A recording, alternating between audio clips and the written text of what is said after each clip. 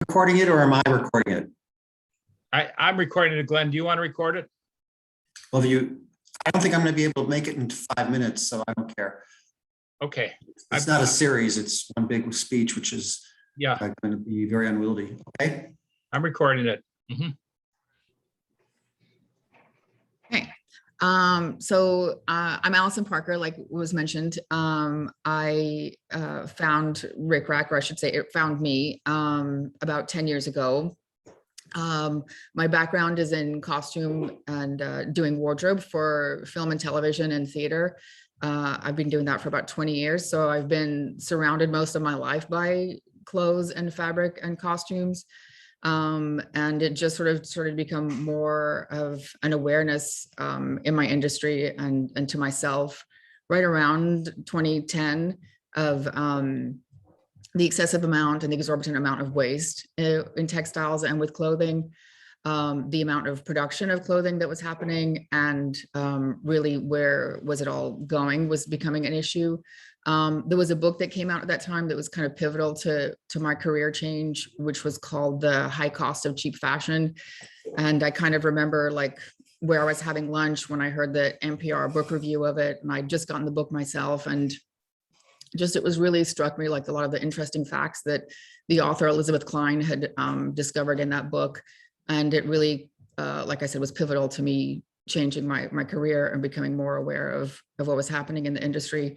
One of the biggest things was that then in 2012 that she had uncovered was that there was enough fabric textiles produced to wrap around the planet 3 times. And that's textiles for clothing, blankets, upholstery, you name it, home goods.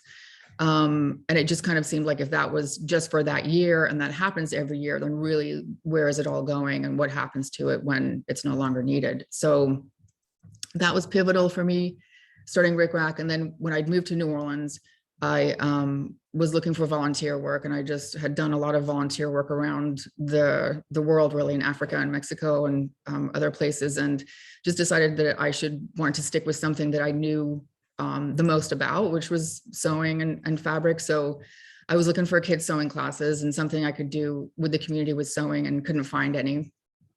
And so I just kind of decided to combine the two needs, the two issues that I saw were important for this community, which was a resource for kids who wanted to learn how to sew. I took mine classes in school, which is no longer available, and the excessive amount of textiles, and tried to find out more about textile recycling. And that's kind of how Ric Rac was born. And I will go ahead and start the presentation just so you can sort of get an idea of what that's about now. Just need to share screen. Hang on 1 second, actually, I think I need to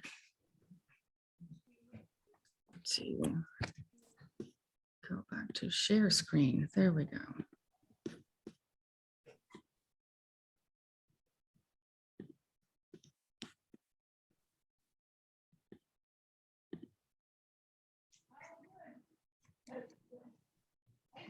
Okay, does everybody see that? Is that up? Yep. Yep, okay. Perfect. So Ric Rac, originally the title was for RAC was Repurposed and Altered Costumes for Kids. So we started out as an organization that mainly focused on getting costumes and things around repurposing and reuse with the youth of New Orleans.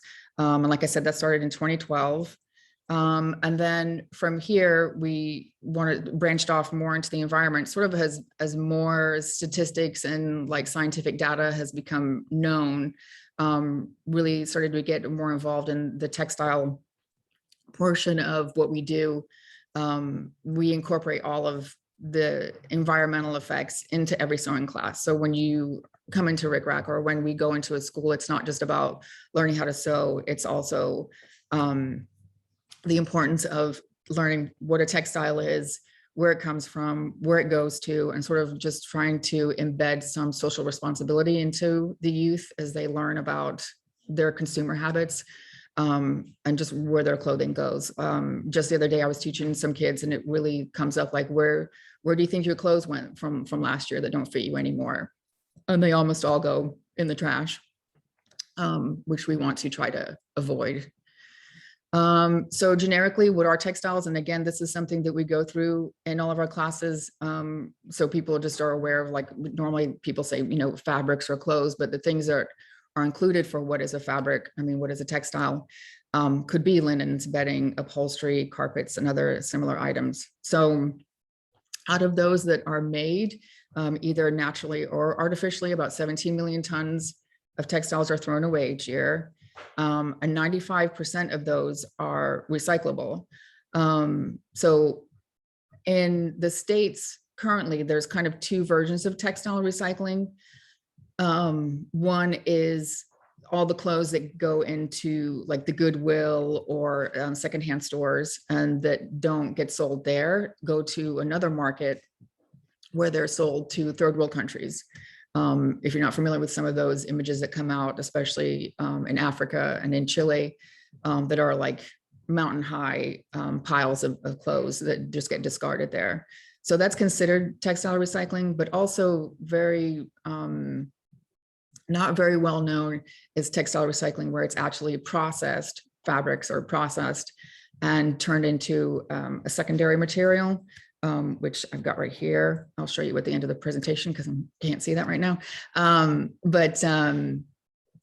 Textile recycling can also be for insulation. So it's processed, it's cleaned, and it's chopped up and made into either insulation, carpet padding, stuffing. The place that we have found uses it for boxing equipment, so for punching bags. But finding that textile recycler is a little bit more of a needle in a haystack. So it took us a long time to actually find a textile recycler that wasn't shipping clothing. Because if you sort of Google that, or if you call companies that, you know, are listed under textile recyclers, 9 times out of 10, you're going to get somebody who ships those secondhand goods.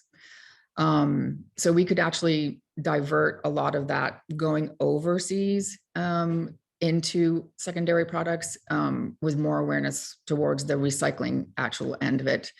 And currently only 15% of the used clothing and textiles are diverted. So that's where we'd like to increase that number. Go ahead. So what are textiles made from? The textile industry today uses 98 million tons a year globally of non-renewable resources. And the biggest portion of this is crude oil. So 342 million barrels, and that's equivalent to 342 of those crude tankers that you see floating up the river, are used for making fabric-based synthetic fabrics every year. That accounts for 60% of the total input of the textile industry. And those fabrics are your polyester, acrylic, nylon. They're attractive because they're usually lightweight, fast drying, and wrinkle resistant. The remaining 40% is plant or animal based. And this is your cottons and linens, and also rayon, wool, and leather. Rayon's a special case. It's actually a semi-synthetic product that's made from wood. A lot of the inputs for rayon historically have been ancient rainforests, predominantly in Brazil, Indonesia, and Canada. But there's been a big push recently by the Rainforest Action Network to reduce the amount of ancient forests being used for this purpose, because that too is non-renewable, even though it is plant-based. And then there's also a huge amount of fertilizers that goes into growing of cotton and linen, as well as chemicals used to produce all of the materials, dye, finish the textiles, and make them to the desired properties, including wrinkle resistant, etc. A lot of the chemicals that are used are toxic. For example, in the rayon manufacturing process, they use carbon disulfide and caustic. And so reducing the total impact of the textile industry is important for various reasons. So the impact on landfills. So we're going to go over three things basically, which is the impact on landfills, the impact on water, and the impact on the environment. So obviously this is a typical scene for where those tankers, where I was telling you about when they ship to the third world countries. Every once in a while, these will pop up in the news. It was just on a morning show just a couple of months ago of them showing like what huge piles of clothing there is, like in Chile specifically, where they get bought usually here, like I said, from like Goodwill and stores like that, their leftovers at about, I think 14 cents to the pound or something like that, where then they'll go over to where they're being imported to and go on their market. But there's some images of like just streets and pavements and beaches just washing up clothes, like they're just so overabundant. So this is the average person throws away about 81 pounds of clothing a year. I'm going on to what Roseanne was saying earlier about decomposing clothes. So when clothes obviously go into the landfill, they don't biodegrade, even if it is a natural fiber, because most times they are treated. So all of the things that are embedded in that fabric, whether it be like wrinkle resistant or stain resistant or what have you, all of that will release into the ground or release into the atmosphere, and especially anything with dyes as well. Currently, with those numbers, that leads to about 3.8 billion pounds that go into the landfill, which represents about 6% of all the waste that's in a landfill. The clothing utilization is pretty interesting. That's got a lot to do with basically the quality of clothing that's out now, with the things called like fast fashion that is at the top of the hit list. They're not made as well. People don't take care of them as much, and because they are so cheap, you just replace it very quickly with something else. So most garments don't last as long as they used to. It's very easy to replace them, and it's really just if a factory in China can make a shirt for 40 cents, and then a factory in Indonesia says we'll do it for 35 cents, but we'll cut out, we won't reinforce the zipper or we won't reinforce the button. 9 times out of 10, those fashion houses will go ahead and go with Indonesia and make it cheaper. So things are being made cheaper and at less quality, so they don't last as long. And of course, this is another image from another landfill full of clothes, where we're just talking about how many hundreds of years really it can take for all of these items to decompose. So really they're just sitting there rotting and just leaking gases into the ground, chemicals into the ground and gases into the air. Is this one yours? Yeah. Okay. So the greenhouse gases that are emitted, like I said before, because of all the items that are lying in the landfill, over time, they are responsible for about 10% of all gases that go into the world today. And there was just recently a number that came out that could really actually relate to like 1 pound of clothing equals 4.2, I think it was 4.2 pounds or something like that of greenhouse gases. Like they actually could make that correlation, which there's data that wasn't available like that to us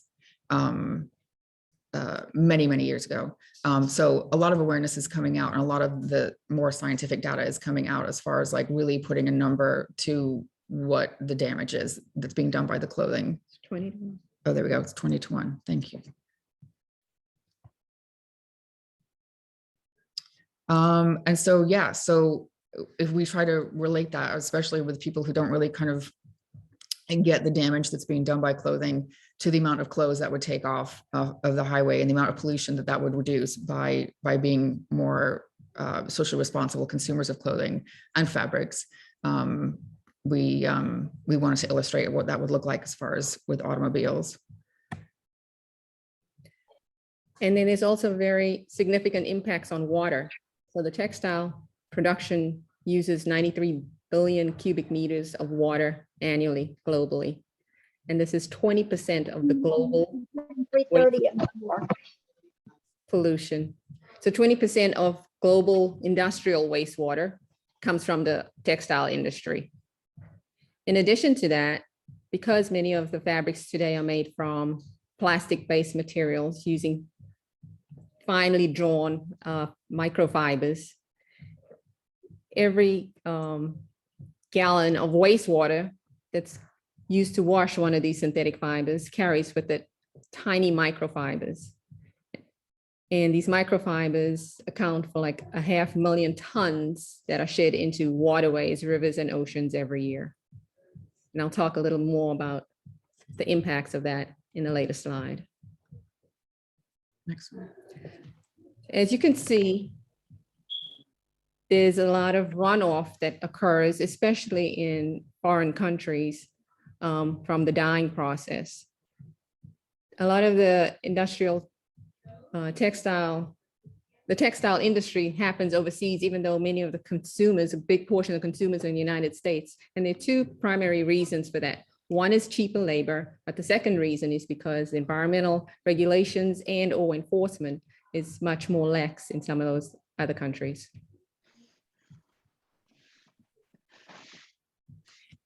And so the impacts of microfibers on aquatic life. These microfibers are very tiny and tend to float and also to adhere to plankton, both zooplankton and phytoplankton. So both tiny animal organisms and tiny plant organisms. As a result of this, when the fish eat, they get ingested as part of their food and end up clogging their digestive tracts. They also accumulate in their gills and cause reduced water flow, as well as reduced gaseous exchange across their gills, causing them respiratory problems. Now, because it's getting into the aquatic life, it ends up in our food supply as well. And so it's impacting humans. And so it's been known to cause tumors as well as reproductive systems. It's also been linked to nervous system damage, liver damage, and kidney damage. In addition, microfibers are very light, and like I said, they float on the surface, and so they are doing two things in that regard. One is that it's increasing the amount of reflectivity of sunlight, reducing the amount of sunlight available to the plankton below, and also reducing the amount of oxygen carbon dioxide exchange at the water surface. So the different ways that textiles can be recycled. So this was kind of like a stumping thing for me when I first started, because I kept reading that textiles could be recycled and trying to find that, you know, that 1 out of 10 company that does that in the US was very difficult. So 45% are used for secondhand clothing, for secondhand cloths, which is secondhand clothing, sorry, that can be transferred over to other countries. So if you have something that you don't want to wear anymore, you simply donate it to the Goodwill. That's about 45% of it. 30% used as wiping and polishing. So this is really for cloths. And there's one place here in New Orleans that does that takes a lot of industrial clothing. So from workwear, t-shirts, 100% clothing, they have just sort of like a machine that is like a large scissor that cuts them into squares, and they sell them to like local painting companies and other contractors that they can use for rags.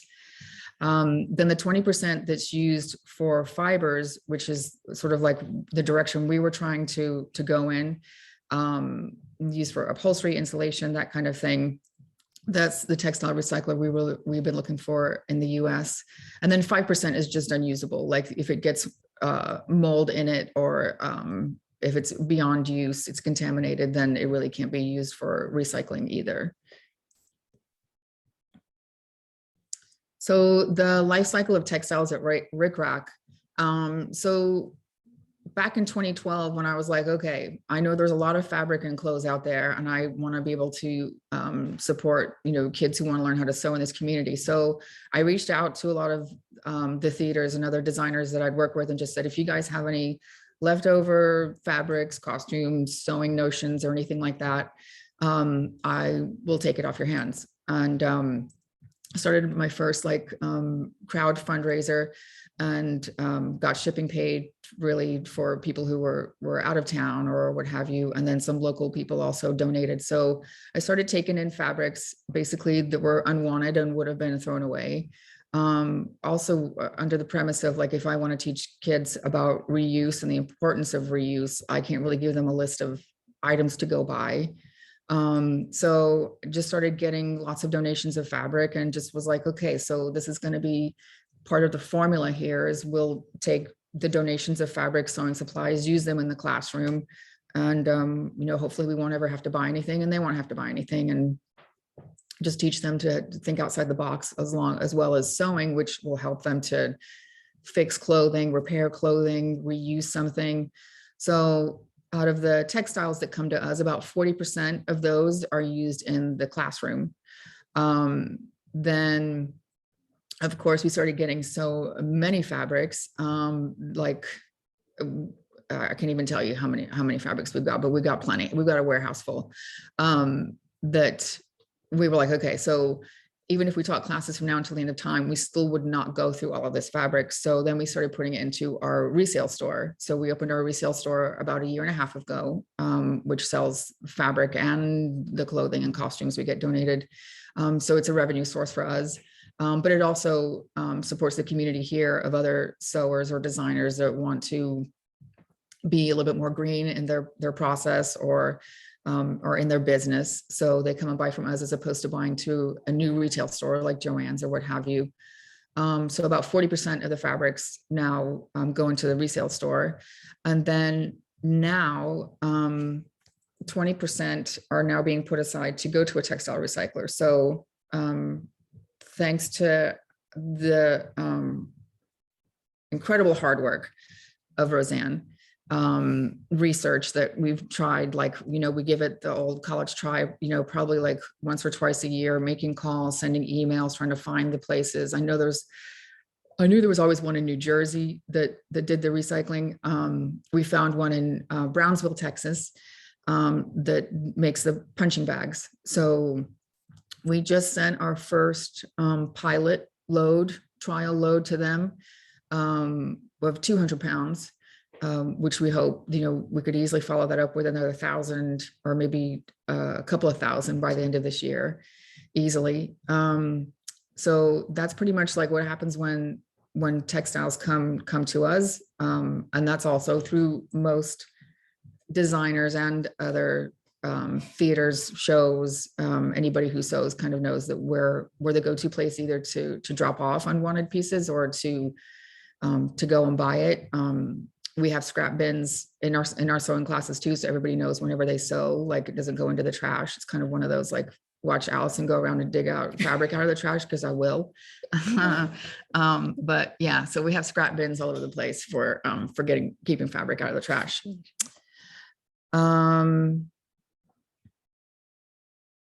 See if I can move on to the next one.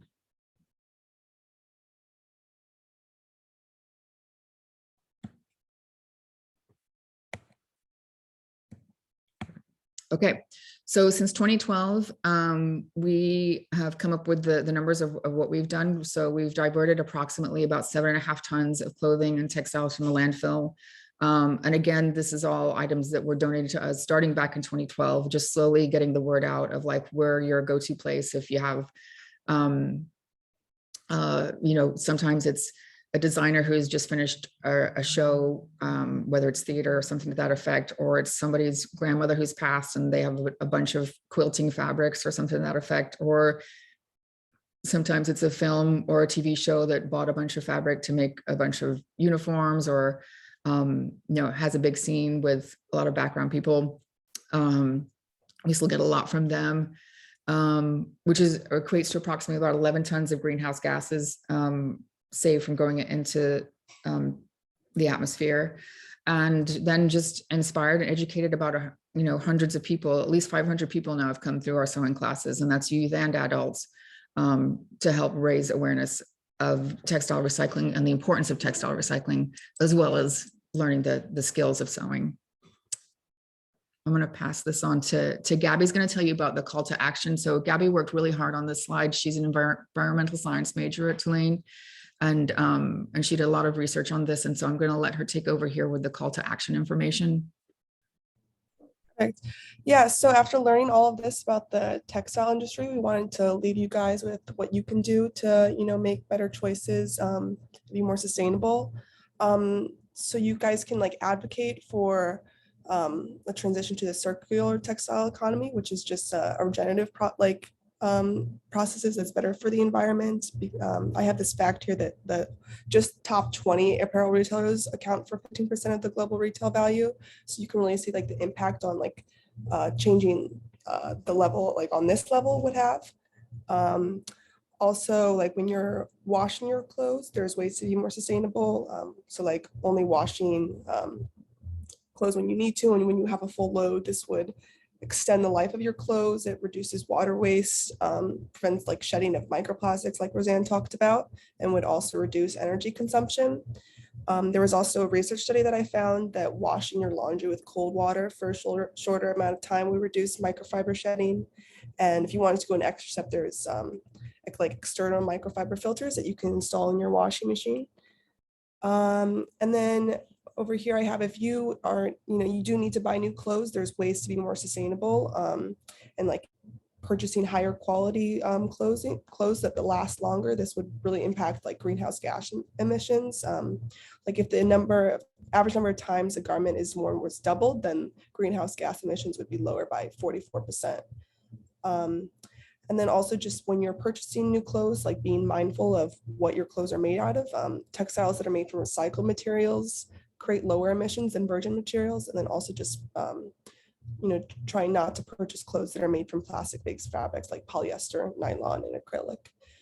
And I would say the best thing that you can do is using what you already have in your closet, not purchasing new clothes, but also looking at secondhand clothing stores, thrift stores, or you could swap clothes with your friends and family. And instead of just throwing something away, if it's an easy fix that you can get repaired or altered, just to prevent the clothes going to the landfill. There's also clothing rental services, and then just upcycling clothes. If there's something that maybe you wear more, if it would look different, upcycling could be helpful. And I have this QR code here. If you scan it, there's a bunch of links to reputable donation centers in New Orleans, if that would be helpful for you guys. So you can take your clothes that you're not wearing to these places just to keep clothes out of the landfill. Yeah, thank you. Awesome. Thanks, Gabby.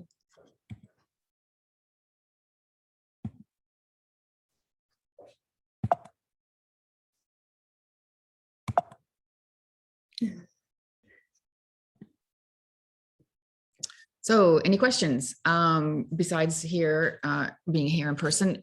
You can email us. You can call our shop, which is open Tuesday through Sunday, or you can pop in and actually see what we're all about. We're located in Central City in New Orleans, which was an important neighborhood for me to be in.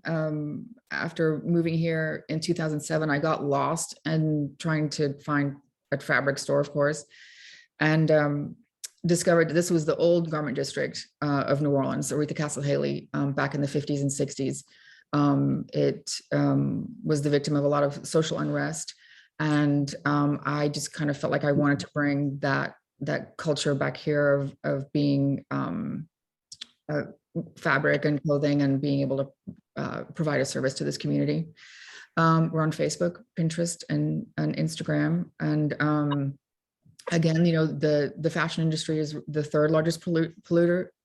And I think that if everybody just became more aware of the clothes that you wear on your back, where they came from, where they go to, we could make a significant difference in what the future looks like. So thank you for your time.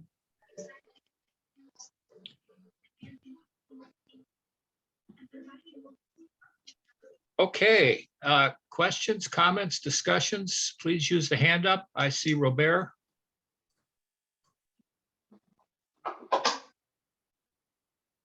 Thank you. I feel doomed. One more thing that adds to pollution. Anne already asked this question, but I was also wondering it. Could you speak about that external microfiber filter on the machine? I don't know what that is. Yeah, sure. I have never used it or seen it, but it's like an external microfiber filter that just attaches to like the outside of your washing machine, and it just collects all of the microfibers. So it's not, running off. It Okay, would be included in your drain pipe, Robert. A filter that collects its tiny bits, sort of like you have in your dryer. You have one on the air side for the air exhaust. You would have Yes. something in the water drain. They But you- also make ones. They I also may have one make ones that already. you just throw in the washing machine. They're called guppy filters, and they actually are made of a material that collects the microfiber, so they don't get washed into the water supply. So there are some that you can buy that you actually just like throw in the cycle with your clothes. And guppy filters is one of the names. If you want to Google it. So you don't. It's not necessarily a special piece of equipment. It can be just be something you throw in there. thank you. Thank you. Okay, Renata, then Glenn. Yeah, would like to add one method of extending the life of your clothing is if you line dry it, because putting it in a dryer is really tearing up your stuff. Mm-hmm. Plus, Definitely. it's also using the sun to dry your clothes is so much more energy efficient. Yeah, absolutely. But Yeah, I know it's a huge difference. yeah. That's true. There's some resistance in the US for line drying in some communities, but if you use the clothing racks, the fold up dryers in your house, that works really well too. Okay, Glenn. Is there any research on how to recycle these giant mounds of clothing in Africa or wherever they're sent, and separate the dyes and create some kind of a usable product? The ones that have already been thrown into the landfill, like the images. Because there's a huge amount of material there that's going to degrade into dangerous things, and you could either try to capture some of the toxic chemicals or the greenhouse gases that are going to come from it as it degrades, or you could figure out some kind of chemical reaction that would reduce the toxicity of the whole situation. Yeah, at this time, a lot of them are already contaminated with mold, and wouldn't really fit into some of the programs that do recycle textiles. But nobody has gotten that far yet, I don't think. It would be nice if they did, though. Okay. Other discussion, questions, comments? On the hopeful side, there's a big push for ESG, and that is environmental sustainability and governance change. And so I was reading just yesterday that there's over 100 corporations that have committed to sustainability goals, 100 textile corporations that have committed to sustainability goals, but they haven't fleshed out a whole bunch of detail around that, and they're looking at the 2030 beyond timeframe. But hope on the horizon, and we need to be vocal in ensuring that these actually take place. One of the challenges with recycling, and Allison intended to show you this, I'm not sure that she did. This is called shoddy. This is a recycled material that you get if you have commingled different items that are gone through a shredder to be turned back into fiber. And this is what we'll be getting from the materials that we sent, because we have commingled scraps that we're sending to them that are no longer useful in sewing or other applications. In order to get a completely closed loop, it'd be most helpful if the fabrics are sorted so that only cotton is shredded with cotton and only, linen, wool, whatever, so that they can be turned into cycled back into fabrics that are used again in the front end of the system to get a completely closed system. One of the challenges is that so many of the fabrics today are blends, that recycling is not as easy as it would be. Okay. Allison, Roseanne, do you want to talk about your Earth Day event?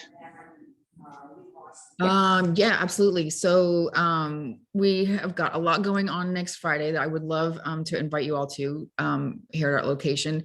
So we have, let's see, to start off, we're doing a designer challenge, which we have done every year now. So with local fashion designers and costume designers, we throw down a challenge for them to upcycle. This year it's been men's ties because they just seem to multiply. And we've, get donated a lot. We don't sell them a lot. And then there's always just seems to be a gazillion of them in the stores. So every designer got some ties and they created outfits or home goods with them. So there's an amazing display in the front of the store. They're in the store now for a week on display. It's part of our silent auction. It's a fundraiser for our fall mentorship program.